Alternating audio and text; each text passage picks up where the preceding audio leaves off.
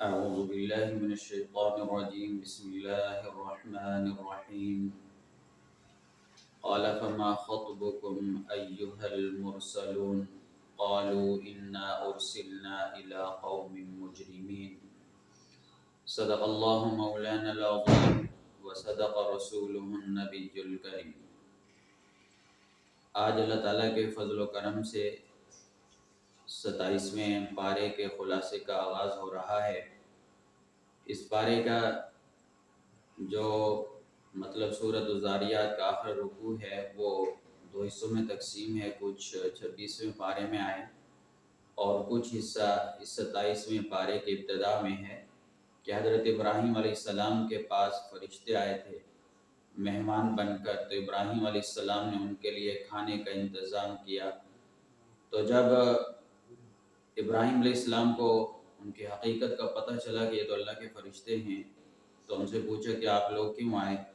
تو انہوں نے کہا کہ ہم قوم لوط پر پتھروں کی بارش کرنے کے لیے آئے ہیں تاکہ ان کو ہلاک کر دیں۔ اور پھر اس کے بعد حضرت موسیٰ علیہ السلام کا ذکر ہے، فرعون کا ذکر ہے، فرعون کی ہلاکت کا بیان ہے، اور پھر قوم عاد، قوم ثمود اور قوم نوح ان پر عذابوں کی یاد دہانی کرائی گئی ہے۔ اس کے بعد اس پارے کا جو پہلا رکوع ہے، اس رکوع میں پہلے تو اللہ تعالیٰ نے اپنی بہت سی قدرتی نشانیوں کا ذکر کیا اور پھر توحید کا سبق دیا گیا، اور اس کے بعد نبی صلی اللہ علیہ وسلم کو تبلیغ حق کی ہدایت دیتے ہوئے تسلی دی گئی ہے کہ کافروں کے طعنوں سے یا ان کی فقرہ بازیوں سے آپ پریشان نہ ہوں۔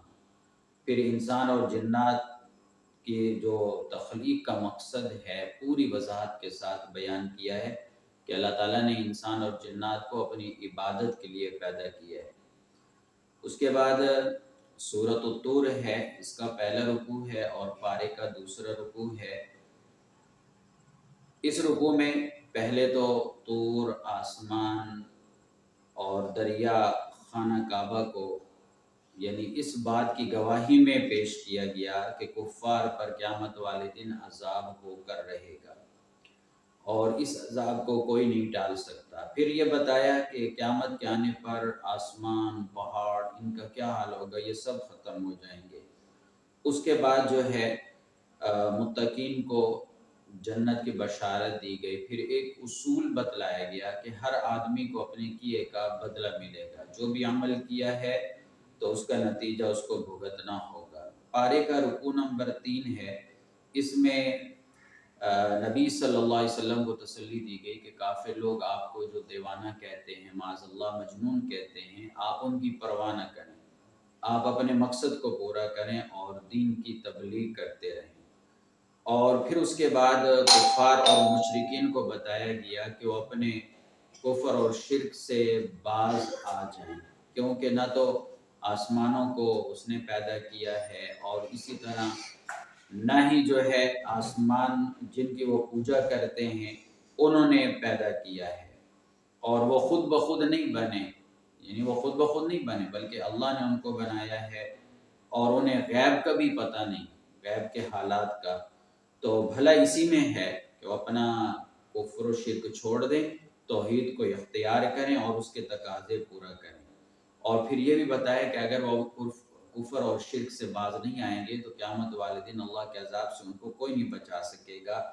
اور پھر حضور صلی اللہ علیہ وسلم اور آپ کے واسطے سے تمام مسلمانوں کو اللہ کی عبادت کا حکم دیا گیا، خاص طور پر رات کو، رات کا جو آخری پہر ہوتا ہے تہجد کا ٹائم، اس میں عبادت کا خاص طور پر حکم دیا گیا ہے۔ اس کے بعد سورۃ النجم کا پہلا رکوع ہے اور پارے کا رکوع نمبر 4 ہے۔ تو اس رکوع میں بتایا گیا کہ نبی صلی اللہ علیہ وسلم راہ حق پر ہیں اور اسی طرح سیدھے رستے پر ہیں جس طرح ستارہ اپنے رستے پر ٹھیک ٹھیک چلتا ہے۔ اور پھر بتایا کہ نبی صلی اللہ علیہ وسلم کی زبان مبارک سے جو کچھ بھی بیان ہوتا ہے، جو کچھ بھی نکلتا ہے وہ اللہ کی وحی ہے۔ اور اس کے بعد شب معراج کا تفصیلی واقعہ ذکر ہے کہ نبی صلی اللہ علیہ وسلم گئے اور وہاں اللہ تعالیٰ نے سارے حقائق نبی صلی اللہ علیہ وسلم کو بتلائے، وہاں کے مشاہدات نبی صلی اللہ علیہ وسلم کو دکھائے گئے، سدرۃ المنتہا جو ہے وہاں آپ کو لے جایا گیا۔ پھر لات و عزیٰ 2 بتوں کا نام ذکر کیا اور ان کی بے بسی کو بتلایا گیا کہ یہ جو بتوں کی عبادت ہے یہ محض ڈھکوسلہ ہے، یہ حقیقت نہیں ہے، اللہ تعالیٰ نے اس کی اجازت نہیں دی۔ اور پھر یہ بھی بتلایا کہ اللہ کی طرف سے ہدایت آنے کے بعد پھر کوئی عذر باقی نہیں رہتا۔ پھر پارے کا رکوع نمبر 5 ہے۔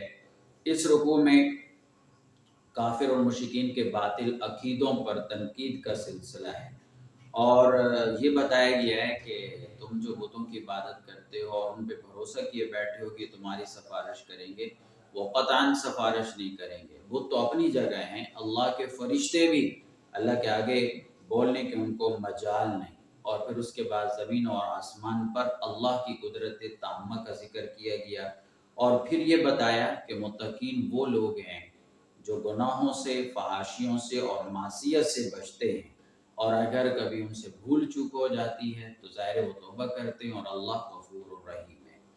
اس کے بعد پارے کا رکوع نمبر 6 ہے۔ اس رکوع میں ایسے شخص کی مذمت کی گئی ہے کہ جو اللہ کے راستے میں مال خرچ نہیں کرتا، یا خرچ کرتا ہے تو بوجھ سمجھ کے کرتا ہے، یعنی اپنے آپ سے بوجھ اتارنے والی بات کرتا ہے۔ اور پھر یہ بتلایا کہ حضرت ابراہیم علیہ السلام پر اور موسیٰ علیہ السلام پر جو کتابیں اتاری گئی ہیں ان میں یہ بتلایا گیا ہے کہ کوئی کسی کا بوجھ نہیں اٹھائے گا، ہر شخص کو اپنے عمل کا بدلہ ملے گا، اپنی کوششوں کا انجام وہ دیکھ لے گا، اور پھر آخر کار اللہ کے سامنے سب نے حاضر ہونا ہے۔ اور پھر یہ بتایا گیا اس رکوع میں کہ اللہ ہی موت اور زندگی دیتا ہے، اللہ ہی نے انسانوں کے جوڑے بنائے ہیں، اور وہی نطفے سے انسان کی باڈی بنانے والا ہے، وہی پھر مرنے کے بعد دوبارہ زندہ کرے گا۔ اور اس کے بعد قوم نوح، قوم عاد کا ذکر ہے، ان کی ہلاکتوں کا ذکر ہے کہ جنہوں نے اللہ کی نافرمانی کی تو ان کو کیا سزا ملی۔ اس کے بعد سورہ قمر ہے، اور اس کا پہلا رکوع ہے اور پارے کا رکوع نمبر 7 ہے۔ اس رکوع میں قیامت کے قریب آنے کا اور چاند کے پھٹ جانے کا تذکرہ کیا، جو نبی صلی اللہ علیہ وسلم کے ہاتھ پہ موضوع ہوا تھا کہ چاند 2 ٹکڑے ہو گیا۔ اور پھر یہ بتایا گیا کہ جو منکرین حق ہیں انہوں نے اللہ کی نشانی دیکھ کر منہ پھیر لیا، اور یہ قرآن مجید کو جادو وغیرہ کہتے ہیں اور اپنے خواہشات کی پیروی کرتے ہیں۔ اور پھر اس کے بعد مشرکین کے ہٹ دھرمیوں کا ذکر ہے اور انہیں قیامت سے ڈرایا گیا۔ اور پھر یہ بتایا گیا کہ یہ جو قرآن اور رسول کی تکذیب کرتے ہیں، جھٹلاتے ہیں، تو یہ کوئی پہلی بات نہیں ہے، نئی بات نہیں ہے، اس سے پہلے بھی قوم نوح وغیرہ نے اسی طرح حرکتیں کی تو تباہ و برباد ہو گئے۔ پھر آخر میں بتایا کہ قرآن سے یہ جو قرآن ہے نصیحت حاصل کرنے کے لیے نہایت آسان ہے، اور شرط یہ ہے کہ کوئی عبرت اور نصیحت حاصل کرنے کا ارادہ کرے تو اس کے لیے آسان ہے۔ اس کے بعد جو ہے رکوع نمبر 8 ہے۔ اس رکوع میں پہلے تو قوم سمود کی سرکشی اور جو انہوں نے پیغمبر کی تکذیب کی اس کا ذکر ہے، اور بتایا گیا ہے کہ کس طرح وہ اپنی سرکشی پہ جمے رہے اور اچانک اللہ کا عذاب آ گیا۔ پھر اس کے بعد اس رکوع میں قوم لوط کی بدکاریوں پر عذاب آنے کا تذکرہ ہے، اور پھر یہ اس بات کو دہرایا گیا دوبارہ کہ قرآن مجید سے نصیحت حاصل کرنا بہت ہی آسان ہے۔ اس کے بعد پارے کا رکوع نمبر 9 ہے۔ تو اس رکوع میں فرعون اور اس کی پیروی کرنے والوں کی ہٹ دھرمی کا ذکر ہے، اور اللہ کی آیتوں کو جھٹلانے اور رسول کے معجزات اور رسالت کی تکذیب کرنے اور نتیجے میں ہلاک کیے جانے کا تذکرہ ہے۔ پھر کفار کے بارے میں ایک پیشین گوئی کی گئی ہے کہ ان کا جو جتھا ہے طاقت یہ خراب ہو کر رہے گی اور ساری مخالفتیں مٹ جائے گی۔ تو دیکھا کہ جنگ بدر میں کفار کا شیرازہ کیسے بکھرا، اور فتح مکہ کے بعد تو قریش کی مخالفت کا نام و نشان بھی نہیں رہا۔ اس کے بعد سورہ رحمان کا پہلا رکوع ہے، پارے کا رکوع نمبر 10 ہے۔ اس رکوع میں اللہ تعالیٰ کے رحمان ہونے کے اور بندوں پر اللہ کی جو عنایتیں ہیں، نعمتیں ہیں، مہربانیاں، ان کا تذکرہ ہے کہ کس طرح اللہ تعالیٰ نے انسان کو اشرف المخلوقات بنا کر پیدا کیا، اور اسے عقل سے نوازا، بولنا سکھایا، اور اس کی ہدایت کے لیے اللہ نے قرآن کو نازل کیا، اس کی پرورش تربیت کے سامان فراہم کیے، زمین آسمان سورج چاند بنائے جو ہر گھڑی اللہ کی تسبیح بیان کر رہے ہیں، اور ساتھ ہی زمین پر طرح طرح کے پھل پیدا کیے، خوشبودار پھول پیدا کیے، اناج اگائے، سمندر میں اللہ نے موتی پیدا کیے۔ تو یہ انسان کے گویا بڑے کام اور ضرورت کی چیزیں ہیں۔ پھر اللہ کے دیے ہوئے ہاتھوں اور اس کی بنائی ہوئی چیزوں سے انسان نے کشتی تیار کی، جہاز تیار کیا، سمندر کی سیر کرتا ہے، کاروبار کرتا ہے، تجارت کرتا ہے، برآمدات کر کے نفع حاصل کرتا ہے۔ تو مطلب یہ کہ انسان اللہ کی کس کس نعمت کا انکار کرے گا؟ تو اگر اب بھی انسان اللہ کی نعمتوں کو شکریہ ادا نہ کرے تو اس پر بڑا افسوس ہے۔ پارے کا رکوع نمبر 11 ہے۔ اس رکوع میں بتایا گیا کہ انسان کے سوا ساری چیزیں فانی ہیں، اور اس کے بعد انسان اور جنات کی بے بسی بتلائی گئی، اور سمجھایا گیا کہ جب دنیا میں آتش فشاں پھٹتا ہے تو انسان کچھ نہیں کر سکتا، تو آخرت میں اللہ کے عذاب سے بھاگ کر کہاں جائے گا؟ پھر قیامت کا نقشہ کھینچ کر بتلایا کہ مجرم اور گناہ گاروں کو کیسے رسوا کیا جائے گا۔ تو اس رسوائی سے بچنے کی واحد شکل یہ ہے کہ اللہ کی نعمتوں کی تکذیب نہ کی جائے، بلکہ اللہ کی نعمتوں کا شکر ادا کیا جائے۔ اور شکر ادا کرنے کا مطلب یہ کہ جو چیز اللہ نے دی ہے تو ہر چیز سے وہی مصرف لیا جائے جس کے لیے وہ بنائی گئی ہے۔ تو دنیا کی ہر چیز انسان کے فائدے کے لیے بنائی گئی ہے، تو لہذا چاہیے کہ انسان کی پیشانی بھی اللہ کے آگے جھکے، وہ مخلوق کے آگے نہ جھکے۔ اس کے بعد رکوع نمبر 12 ہے۔ اس رکوع میں جنت کی نعمتوں کا بیان ہے کہ اہل جنت جنت میں کس طرح نہایت آرام کے ساتھ رہیں گے، وہاں پر کوئی غم نہیں ہوگا، لہلہاتے باغ ہوں گے، پانی صاف و شفاف ہوگا، اور نہریں ہوں گی، حوریں خدمت گزاری کریں گی جو اہل جنت کے لیے مخصوص ہوں گی۔ تو یہ کیوں؟ اس لیے کہ انہوں نے دنیا میں اللہ کی اطاعت کا حق ادا کیا تھا، تو لہذا بدلے میں ایسی نعمتیں اللہ دے گا کہ جن کا اس دنیا میں تصور ہی نہیں کیا جا سکتا۔ اور پھر یہ کہ دنیا میں انسان کے لیے جس طرح یہ ناممکن ہے کہ بے شمار نعمتوں اور قدرتوں کی موجودگی میں کسی نعمت کی تکذیب نہیں کر سکتا، تو اسی طرح آخرت میں وہ کس نعمت کو جھٹلائے گا۔ جس طرح یہاں گویا کہ نعمتوں کے جھٹلانے پر قدرت نہ ہونے کے باوجود انسان اندھا اور بہرا بنا رہتا ہے، ناشکری کرتا ہے، اس طرح قیامت میں جنت کی یہ نعمتیں دیکھے گا، کسی کو بھی جھٹلا نہیں سکے گا۔ لیکن ایسے سرکشوں کو جنت میں ایک بھی نعمت نہیں مل سکے گی۔ اس کے بعد سورہ واقعہ کا پہلا رکوع ہے، اور پارے کا جو ہے وہ غالباً 14واں رکوع ہے۔ اس رکوع میں بتایا گیا کہ کس طرح قیامت کے وقت ہولناک زلزلہ آئے گا اور پہاڑ ریزہ ریزہ ہو جائیں گے، اور پھر بتایا کہ لوگ اپنے اعمال کے اعتبار سے 3 گروہ میں بڑھ جائیں گے۔ نمبر 1 اعلیٰ ترین، نمبر 2 اوسط طبقہ، اور نمبر 3 آخری اور نچلا طبقہ۔ پہلے 2 گروہوں کا حال بیان ہوا کہ سب سے بلند درجہ کے تو وہ لوگ ہیں جو نبی صلی اللہ علیہ وسلم کے نبوت کے اعلان سنتے ہی آگے بڑھے اور اللہ رسول پر ایمان لا کر اپنے آپ کو اسلام کے حوالے کر دیا۔ ان کا جینا مرنا سب اسلام کے لیے تھا۔ پھر وہ لوگ جو بعد میں شامل ہوئے، دونوں کا ٹھکانہ جنت ہے، جنت کی نعمتیں مراتب کے اعتبار سے ہوں گی۔ اس کے بعد رکوع نمبر 15 ہے۔ اس رکوع میں تیسرے گروہ کا بیان ہے، یعنی یہ وہ لوگ ہیں جنہوں نے حق کی آواز سنی، قرآن کے بتائے ہوئے جو رستہ ہے ان کے سامنے پیش کر دیا گیا، اور سمجھانے کے آخری حد تک کوشش کی گئی، اس کے باوجود یہ اپنے ہٹ دھرمی پر قائم رہے اور انکار پہ اصرار کرتے رہے، تو ان کی حالت قیامت والے دن انتہائی خراب ہوگی، اور ان کو گویا کہ ذلت اور نامرادی کی ہر سزا ان کو دی جائے گی۔ اور ساتھ ہی اللہ تعالیٰ نے ان احسانات اور انعامات کا ذکر کیا جن سے یہ لوگ فائدہ اٹھا رہے ہیں۔ مثلا اللہ کی پیدا کی ہوئی آگ سے فائدہ اٹھا رہے ہیں، پانی سے، اور سورج اس کی روشنی سے فائدہ اٹھا رہے ہیں، لیکن اس کے باوجود ناشکری کرتے ہیں۔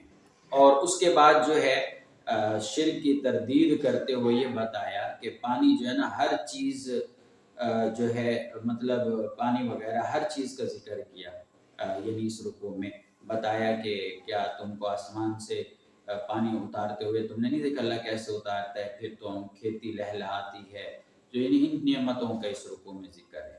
اس کے بعد جو ہے رکوع نمبر 16 ہے پارے کا، تو اس رکوع میں قرآن کے اللہ کی کتاب ہونا بتلایا گیا اور اس کی عظمت کو بیان کیا گیا اور کہا گیا ہے کہ منکرین قرآن ایسی کتاب کی تکذیب کو اپنا سرمایہ سمجھتے ہیں۔ پھر اس کے بعد بتایا کہ موت آنے والی ہے، لہٰذا اس وقت سارے حقائق تمہارے سامنے آ جائیں گے، تو اب جو لوگ قیامت کا انکار کرتے ہیں تو کیوں نہیں مرنے والے کی جان واپس باڈی میں لے آتے ہیں۔ اور اس کے بعد بتایا کہ مرنے والا اگر صاحب ایمان ہوتا ہے اور نیک ہوتا ہے اس کے لیے جنت کی خوشبوئیں ہوتی ہیں، اور اگر وہ گمراہ ہوتا ہے تو اس کی مہمانی گرم پانی سے ہوتی ہے۔ اور اس کے بعد آخر میں اللہ کی حمد و تسبیح کی تعلیم دی گئی ہے۔ اس کے بعد سورہ حدید کا پہلا رکوع ہے اور پارے کا گویا کہ 17واں رکوع ہے۔ اس رکوع میں پہلے تو اللہ تعالیٰ کی بہت سی صفتوں کو بیان کیا کہ اللہ عزیز بھی ہے، حکیم بھی ہے، اول آخر ظاہر باطن ہے وغیرہ ذالک، اور پھر اللہ کی قدرتوں اور جو اللہ کے اس کارخانے کا جو نظام ہے اس کا ذکر ہے، اور پھر اللہ پہ ایمان لانے اور اللہ کے راستے میں اللہ کے دیے ہوئے مال خرچ کرنے کا حکم ہے۔ پھر حضور صلی اللہ علیہ وسلم کی رسالت کا تذکرہ ہے کہ وہ رسول برحق ہیں اور انسانوں کو تاریکی سے نور کی طرف نکال کر لاتے ہیں۔ پھر فتح مکہ سے پہلے جو جہاد کرنے والے ہیں، اللہ کے راستے میں مال خرچ کرنے والے ہیں، ان کا تذکرہ ہے۔ کہا کہ ایسے لوگوں کا درجہ بڑا ہے ان لوگوں سے جو فتح مکہ کے بعد ایمان لائے، اللہ کے راستے میں مال خرچ کیا اور جہاد کیا ہے۔ تو مطلب ہیں تو دونوں قابل قدر، دونوں جنتی ہیں، لیکن درجات ان کے برابر نہیں ہیں۔ اس کے بعد رکوع نمبر 18 ہے۔ اس رکوع میں اللہ کے راستے میں مال خرچ کرنے والوں کو ڈبل اجر کا وعدہ کیا گیا ہے، اور بتایا کہ قیامت والے دن ایمان والوں کا نور انہیں جنت کی طرف رہنمائی کرے گا، لیکن منافقین کو وہاں پہ کچھ سمجھ نہیں آئے گی۔ اور آخر میں اس رکوع میں جو صدقہ خیرات کرنے والے ہیں ان کی تعریفیں کی گئی ہیں اور ان کے لیے بڑے اجر کا وعدہ ہے، اور کفر اور انکار کی روش پہ چلنے والوں کے لیے جہنم کی دھمکی ہے۔ اس کے بعد پارے کا رکوع نمبر 19 ہے۔ تو اس رکوع میں دنیا کی بے ثباتی بتائی گئی ہے کہ جو لوگ دنیاوی ساز و سامان پر بھروسہ کیے بیٹھے ہیں تو وہ اللہ اور آخرت کو بھولے بیٹھے ہیں، اور ان کی مثال ایسے ہے کہ جیسے ایک لہلہاتی سرسبز کھیتی ہے، کسان اس کو دیکھ کے خوش ہوتا ہے لیکن اچانک وہ خشک ہو جاتی ہے، سوکھ جاتی ہے۔ تو فرمایا کہ ان کا حال بھی یہ ہوگا، ابھی دنیا میں تو خوش ہیں لیکن آخرت میں اچانک سب کچھ چھن جائے گا اور آخرت میں عذاب الگ ہوگا۔ پھر یہ تعلیم دی ہے کہ نیکیوں میں بڑھ چڑھ کر حصہ لینا چاہیے، اور پھر یہ بتایا کہ مصیبت پر حد سے زیادہ رن کرنا یا کسی چیز کے ملنے پر حد سے زیادہ خوش ہونا کہ اللہ ہی کو بندہ بھول جائے، دونوں باتیں غلط ہیں۔ صحیح یہ ہے کہ اللہ کی مرضی کے ماتحت اپنے آپ کو دے دیا جائے، یعنی اللہ کی مرضی، اللہ جو چاہے کرے۔ اور پھر بتایا کہ بہت سے انبیاء آئے، ان کے ساتھ معجزات بھی تھے، آسمانی کتابیں بھی تھیں، لیکن تاکہ لوگ جو ہے نا درمیانے رستے پر گامزن رہیں۔ پھر آخر میں لوہے کا تذکرہ کیا کہ اللہ کی بہت بڑی نعمت ہے، اس سے جنگ کے آلات بنتے ہیں، دوسرے فوائد بھی حاصل ہوتے ہیں، اور اس کا صحیح مصرف یہ ہے کہ اللہ کے دین کے دفاع میں لوہے سے کام لو، نہ کہ اللہ کے مقابلے میں آ کر لوہے کو لے کر کھڑے ہو جاؤ، ایسا نہیں کرنا چاہیے۔ اس کے بعد رکوع نمبر 20 سے پارے کا آخری رکوع ہے۔ اس میں بتایا کہ اللہ تعالیٰ نے جس طرح انسان کی جسمانی پرورش اور تربیت کے عظیم و شان سامان اور وسائل فراہم کیے ہیں، تو اسی طرح اللہ تعالیٰ نے شروع سے انسان کی اخلاقی تربیت کے لیے، روحانی تربیت کے لیے انبیاء کا سلسلہ جاری فرمایا ہے، اور اس سلسلے کی کڑیاں حضرت نوح علیہ السلام میں، حضرت ابراہیم علیہ السلام میں، جن کی اولاد میں نبوت اور کتاب کا سلسلہ چلا، یہاں تک کہ حضرت عیسیٰ علیہ السلام تشریف لائے، ان پہ انجیل نازل کی گئی۔ مطلب یہ ہے کہ نبی صلی اللہ علیہ وسلم کی رسالت اسی رسالت کی ایک کڑی ہے اور آخری کڑی ہے، اور قرآن کتابوں کا آخری سلسلہ ہے، یعنی آخری کتاب ہے۔ پھر آخر میں اللہ اور رسول پر ایمان اور تقوی اختیار کرنے کا حکم دیا گیا، اور اس کے صلے میں جنت کی خوشخبری دی گئی۔ اس ضمن میں اہل کتاب کو بتایا کہ اللہ نے تم پر بڑے احسانات کیے، تمہیں بڑی فضیلتیں دی، دنیا کی امامت اور سیادت کا منصب اللہ تعالیٰ نے تمہیں دیا ہے، لیکن جب تم نے اللہ سے اپنا رشتہ توڑا، اللہ نے یہ ساری فضیلتیں تم سے چھین کر نبی صلی اللہ علیہ وسلم کی امت کو عطا کر دی۔ دیکھ لو تمہارا زور اللہ کی کسی فضل پر نہیں، یہ اللہ کے ہاتھ میں، اللہ جسے چاہے دے۔